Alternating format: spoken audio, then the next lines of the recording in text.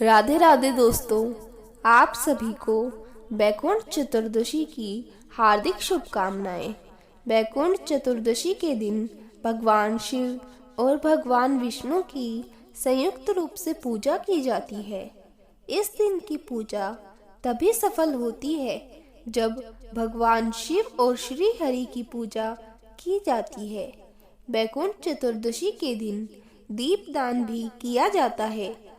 नदी, तालाब, घाट, सरोवर और इन सब के अलावा सभी पवित्र वृक्षों के नीचे दीपदान करने से पूरे साल में किए गए दीपदानों का पुण्य फल प्राप्त होता है।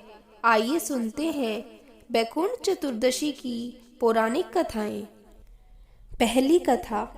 बैकुंठ चतुर्दशी की पौराणिक कथा के अनुसार एक बार की बात है, नारद जी पृथ्वी लोक से घूमकर बैकुंठ धाम पहुंचते हैं।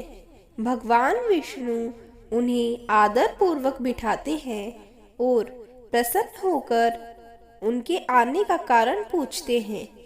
नारद जी कहते हैं, हे प्रभु, आपने अपना नाम कृपा निधान रखा है। इससे आपके जो प्रिय भक्त है वही तर पाते हैं। जो सामान्य नर नारी हैं वह वंचित रह जाते हैं। इसीलिए आप मुझे कोई ऐसा सरल मार्ग बताइए जिससे सामान्य भक्त भी आपकी भक्ति पर मुक्ति पा सके। यह सुनकर विष्णु जी बोले, हे नारद, मेरी बात सुनो। कार्तिक शुक्ल पक्ष की चतुर्दशी को जो नर नारी व्रत का पालन करेंगे और श्रद्धा भक्ति से मेरी पूजा अर्चना करेंगे, उनके लिए स्वर्ग के द्वार साक्षात खुल जाएंगे। इसके बाद विष्णु जी जय विजय को बुलाते हैं और उन्हें कार्तिक चतुर्दशी को स्वर्ग के द्वार खुला रखने का आदेश देते हैं। भगवान विष्णु कहते हैं कि इस दिन जो भी भक्त मेरा थोड़ा सा भी नाम लेकर पूजन करेगा वह बैकुंठ धाम को प्राप्त करेगा। दूसरी कथा। पौराणिक मतानुसार एक बार भगवान विष्णु देवाधिदेव महादेव का पूजन करने के लिए काशी आए। वहां मणिकर्णिका घाट पर स्नान करके उन्होंने 1000 स्वर्ण कमल पुष्पों से भगवान विश्वनाथ के पूजन का संकल्प किया। अभिषेक के बाद जब वे पूजन करने लगे तो शिवजी ने उनकी भक्ति की परीक्षा के उद्देश्य से एक कमल पुष्प कम कर दिया। भगवान श्री हरि को पूजा की पूर्ति के लिए 1000 कमल पुष्प चढ़ाने थे।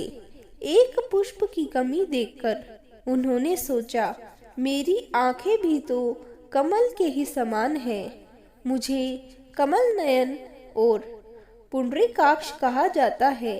यह विचार कर भगवान विष्णु अपनी कमल समान आँख चढ़ाने को प्रस्तुत हुए।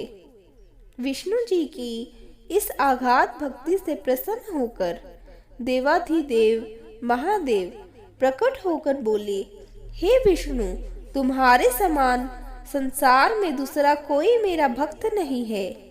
आज की यह कार्तिक शुक्ल चतुर्दशी अब बैकुंठ चतुर्दशी कहलाएगी और इस दिन व्रत पूर्वक जो पहले आपका पूजन करेगा उसे बैकुंठ लोक की प्राप्ति होगी। भगवान शिव ने इसी बैकुंठ चतुर्दशी को करोड़ों सूर्यों की कांति के समान वाला सुदर्शन चक्र विष्णु जी को प्रदान किया। शिवजी तथा विष्णु जी कहते हैं कि इस दिन स्वर्ग के द्वार खुले रहेंगे। मृत्यु लोक में रहने वाला कोई भी व्यक्ति इस व्रत को कर सकता है। वह अपना स्थान बैकुंठ धाम में सुनिश्चित करेगा। तीसरी कथा। धनेश्वर नाम का एक ब्राह्मण था जो बहुत बुरे काम करता था। उसके ऊपर कई पाप थे। एक दिन वो गोदावरी नदी में स्नान के लिए गया।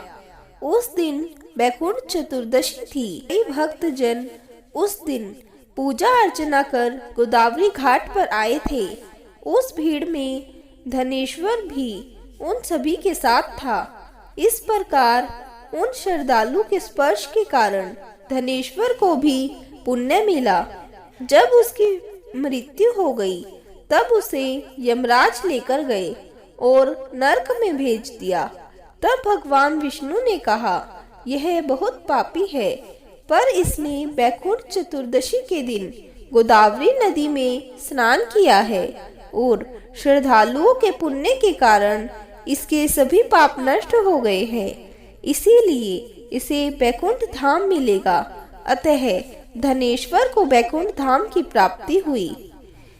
यह कथा यही समाप्त होती है।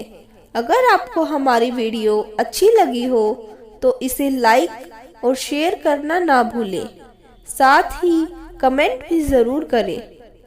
Thank you for watching.